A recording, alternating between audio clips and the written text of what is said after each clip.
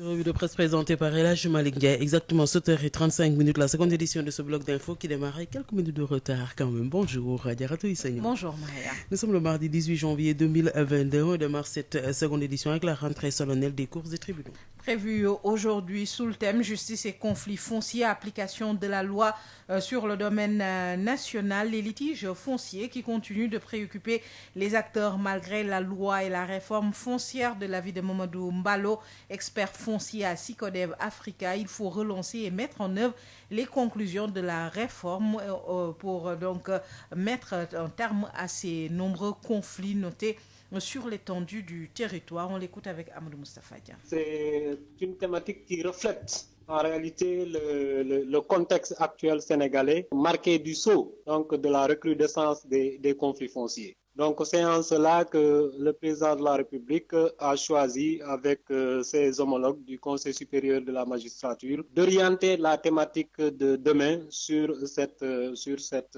journée-là. Alors, pour nous, ce que nous inspire cette thématique, c'est de dire que effectivement, il faut aller vers des solutions concrètes pour pouvoir véritablement prendre en charge ce problème. Et ces solutions concrètes, c'est une réforme du système foncier sénégalais de nature aujourd'hui à répondre aux besoins et aux préoccupations des acteurs, des usagers du foncier. C'est en cela lorsque le chef de l'État avait engagé la réforme foncière depuis 2012, toutes les catégories d'acteurs étaient unanimes sur l'intérêt d'un tel processus et avaient salué le travail consensuel qui était à l'époque engagé par feu le professeur Moustapha Souran jusqu'à la production du document de politique foncière en 2017.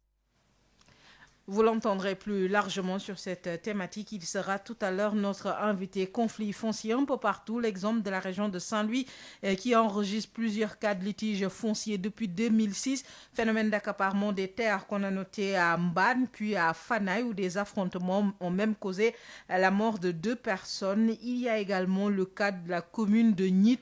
Des dizaines de milliers d'hectares de terre dans le nord du pays. En jeu, il s'agit de superficies souvent affectées par l'État ou les autorités locales à des investisseurs étrangers.